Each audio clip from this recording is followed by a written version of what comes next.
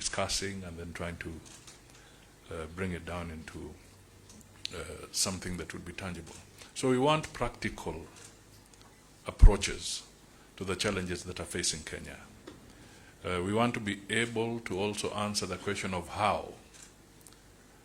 That must be a thread that runs through everything we do. If we say we are going to create jobs, eventually we must answer the question, how? That is what Kenyans will be looking for, how? We must have a thread of accountability running through whatever issues that we are talking about. We must have integration of the various sectors that come up. So, although we have pointed out that we have about 4 agenda items, which they have talked about, they are all intertwined. The economic issue, the governance issue, the transformational issues, the issues around the environment and climate change that is taking place in the country, in the globe, these are all intertwined. So I want us to debunk this notion that it is about economic models.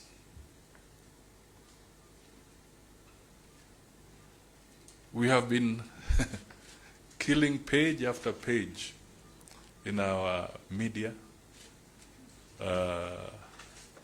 several hours on our TV screens and so forth, because we are beginning to argue about models and models and models, making it look like it is a simple academic exercise. The challenges facing Kenya is not about models. Let us diagnose what is there. If we have a diagnosed health as an issue or some challenges in health, let us be surgical, find out what those are, and then think through the process of getting out of those challenges properly. If we are talking about debt, and as an example, I kept on talking about debt much earlier, to the extent that people maybe started saying, is this Mr. Debt? Whenever I appeared. It looked as if it was just a simplistic thing. But now we acknowledge it is, because 70% of the revenue collected is going to pay debt. 70% of what KRA collects is going to pay debt. So what is left for development? Now, if 70% is going to debt, then slowly we enter into a debt trap, because the 30% that we have cannot meet our other needs, meet our other expenditures, pay salaries, and so forth. So again, you go out to seek more debt.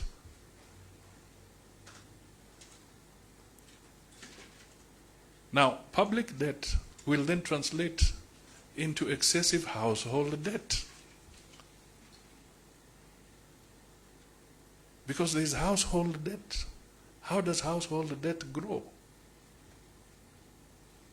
Household debt will grow because you are being taxed more by the government of the day to settle external debt. So ile pesa mfukoni, which you're supposed to have, is diminishing. And your household debt is growing. Your poverty levels are growing. So these are the issues that we need to arrest. And we can only arrest them from a holistic approach. We must rationalize public expenditure. We can't do everything at the same time, at a go. We will have to make very tough decisions going forward. Some austerity measures will have to come into place. These are the issues that must come out.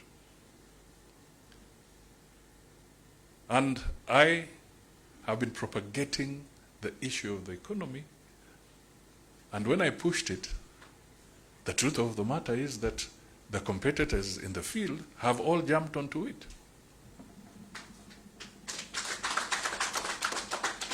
Sometimes it's important, if people don't give you the credit. Sometimes you must blow your own trumpet because nobody will blow it for you. Because the reality of the matter here is that we started talking about economic issues earlier than any of the political competitors today. Now, when we say uchumi bora, pesa mfukoni, now somebody comes up with a hashtag and says uchumi mashinani.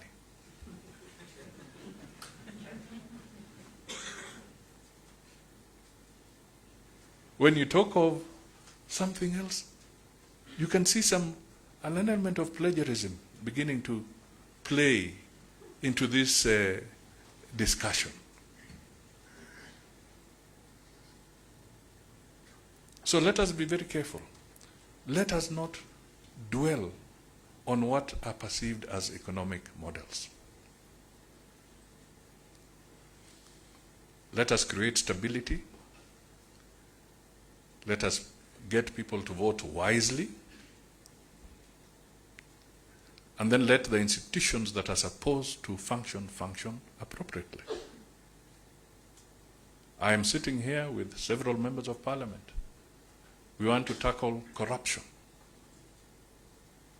as a nation. But if you allocate to the Auditor General 3 billion shillings, you then allocate to the Ethics and Anti-Corruption 3 billion shillings. You allocate to the Office of the Director of Public Prosecution 3 billion shillings. You allocate to the Asset Recovery and Money Laundering entities 1 billion shillings. You then allocate 18 billion shillings to the judiciary. You then allocate about 6 billion to DCI. And then you allocate 47 billion to Parliament.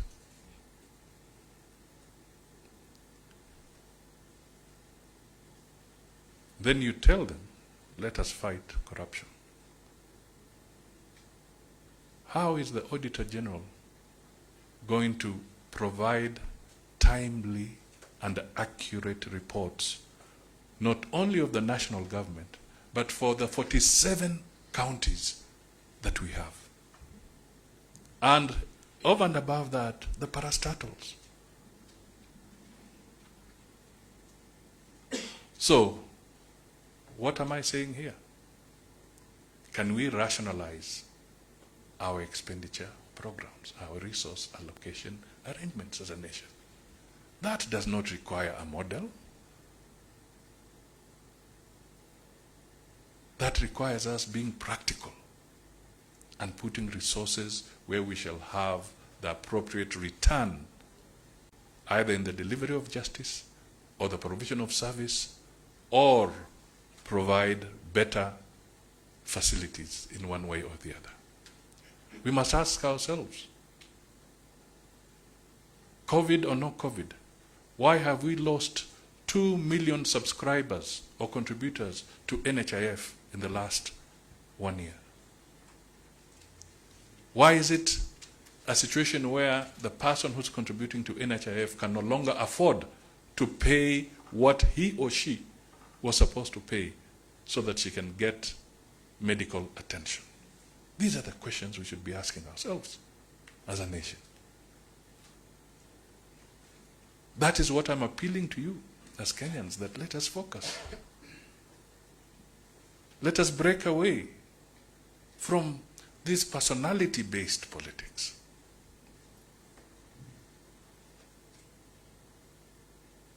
I remind people of two great politicians in this country. One was Dr. Zachary Onyonka, may his soul rest in peace. And another was a Nairobi politician, a friend of mine called David Mwenje. Very interesting. When you go to the Hansard in Parliament, you will see what Zachary Onyonka would talk about in terms of what we ought to do as a nation to revamp our economy, to create jobs. when you went to the Hansard, very huge contributions. When it came to him being covered by members of the Fourth Estate who are here, he would barely get a paragraph. Then David Mwenje, who would come in and enter with a tiff with the speaker, would get the headline, but what Zakaria Onyonka had said